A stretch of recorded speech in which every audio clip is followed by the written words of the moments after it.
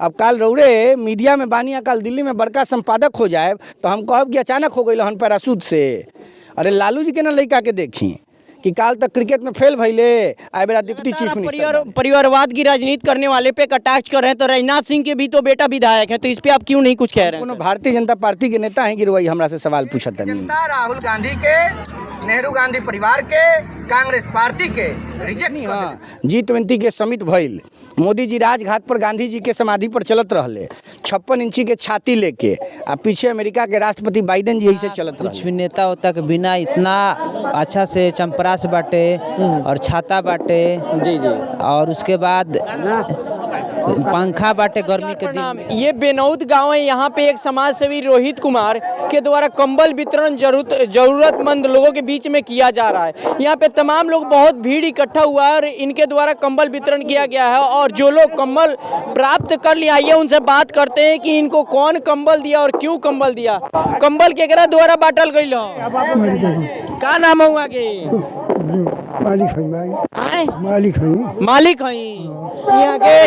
यहाँ के बानी? रोहित बाबू मुखिया उखिया नेता होता कौन बानी? रहो जी विधायक बनल नहीं किन अभी तो अब लोग बीच में कंबल वितरण करतनी। कैसा लागल है यहाँ के द्वारा कंबल वितरण करनी है? तो ठीक लागल। केकरा बीच में बटाता? जरूरतमंद के लोगों के।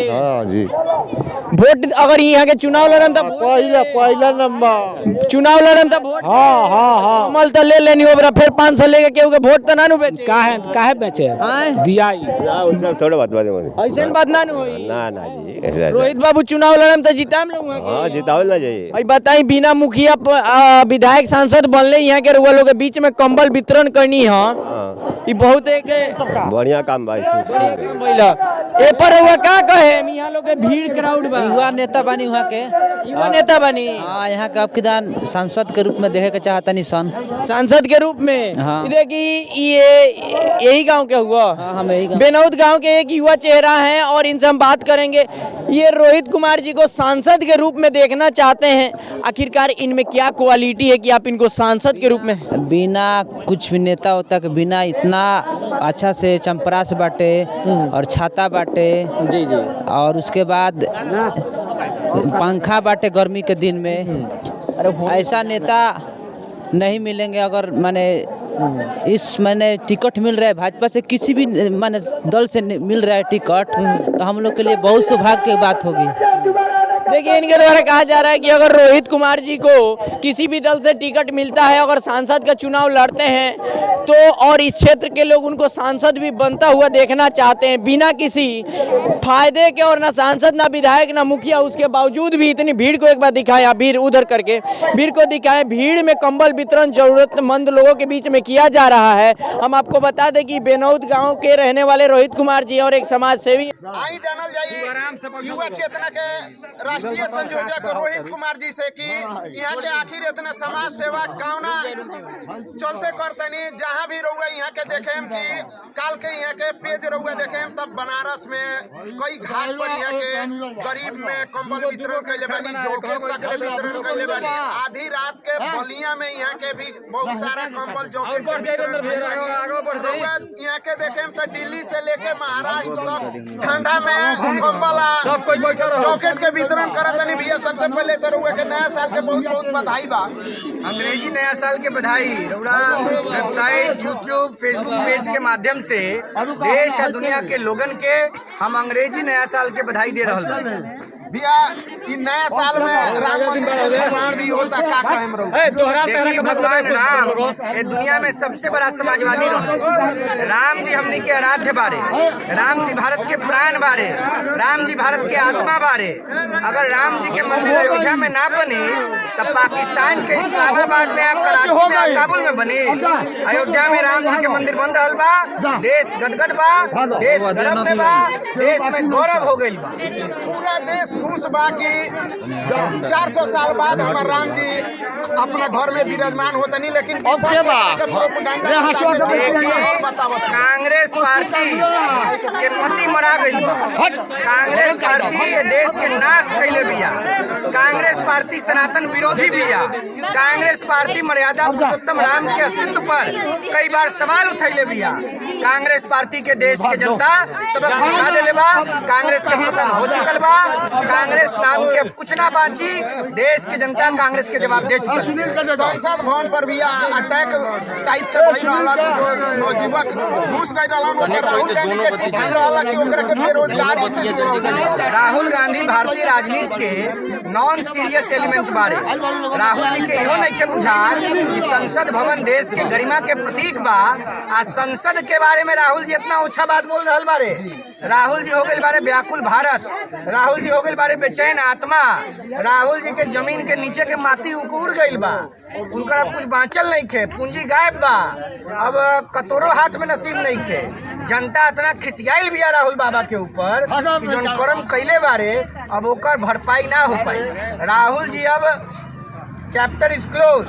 देश की जनता राहुल गांधी के, नेहरू गांधी परिवार के, कांग्रेस पार्टी के रिजेक्ट कर दिले बिया।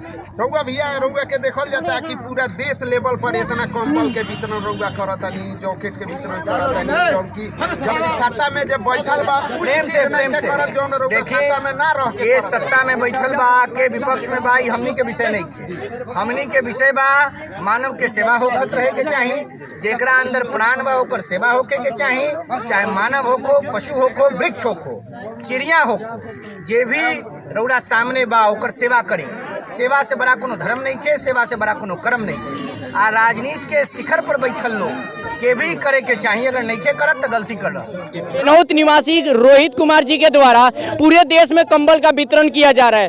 राष्ट्रीय चेतना युवा के राष्ट्रीय संयोजक भी हैं और पूरे देश में ये भ्रमण करके जरूरतमंद लोगों के बीच में कंबल वितरण, जॉकेट वितरण करते आ रहे हैं। और पैसा भी जो जरूरतमंद होते हैं, जिनको पैसा इलाज कराने के लिए नहीं होता, उनको भी देते हैं। इनसे हम रूबरू होंगे और पूरे क्षेत्र में ये एक अच्छा संदेश फैलाएंगे कि ना विधायक, ना सांसद, ना मुखिया, फिर भी इतने बड़े पैमाने पर आखिरकार ये वितरण क्यों करते हैं। भैया सबसे पहले हमारे चैनल में आपका स्वागत है। बहुत धन्यवाद बड़ौदा के। भैया हम जानना चाहते हैं कि ना आप विधायक है, ना सांसद है, उसके बावजूद भी इतने पब्लिक के बीच में सेवा भाव से आप क्यों लगे हुए हैं। देखिए, विधायक का सांसद बनला से केहू सेवा थोड़े करी, कहीं लिखल बा। देश के संविधान हमनी के मौलिक अधिकार देले बा कि संविधान के दायरा में रहते हुए अगर जन कल्याण के कार्य रउरा कर सके नहीं तो करे के चाही। हम तो पूरा देश के लोगन से आग्रह करतानी, अपील करतानी। आज देश में माननीय प्रधानमंत्री जी के नेतृत्व में जौन प्रकार से दलीय भावना से ऊपर उठ के सेवा के कार्य हो रहल बा, इ तो सबका खातिर प्रेरणा के काम बा। कहीं ना कहीं राउर झुकाव बीजेपी के तरफ ज्यादा रहेला। देखिए, हम कोनो दल में नहीं खी, लेकिन देश निर्माण खातिर, राष्ट्र उत्थान खातिर, गरीब कल्याण खातिर जे काम कर रहल बा तो ओकर सपोर्ट तरुआ करे के न पड़ी। अच्छा, आप विधायक का चुनाव लड़ने वाले हैं क्या, या सांसद का? जिस प्रकार से क्षेत्र का लोगों का कहना है कि कंबल वितरण रोहित जी के द्वारा इसलिए किया जाता है कि हो सकता है चुनाव भी लड़ सकते हैं 24 में, अगर किसी पार्टी से टिकट मिलता है तो। हम काल सवेरे बनारस में रहनी, जी, काल रात में बलिया रहनी, अभी ये मेरा छपरा में बानी, अभी थोड़े देर बाद सिवान में रहब, आ करत फिर बलिया चल जाए, गाजीपुर चल जाए, देवरिया चल जाए। हमनी के कोनो चुनाव लड़े वाला बहंतु पक्षी नहीं खी सन। हमनी के जमीन पर अड़ के गरीब के कल्याण खातिर, समाज के निर्माण खातिर, राष्ट्र के उत्थान खातिर काम करे वाला व्यक्ति बानी सन। हमनी के ना विधायक बने के श्रद्धा बा आ ना सांसद बने के बा। हमनी के एकमात्र एजेंडा बा, हमनी के सिंगल मिनिमम एजेंडा बा, गरीब के कल्याण, राष्ट्र के निर्माण, समाज के उत्थान।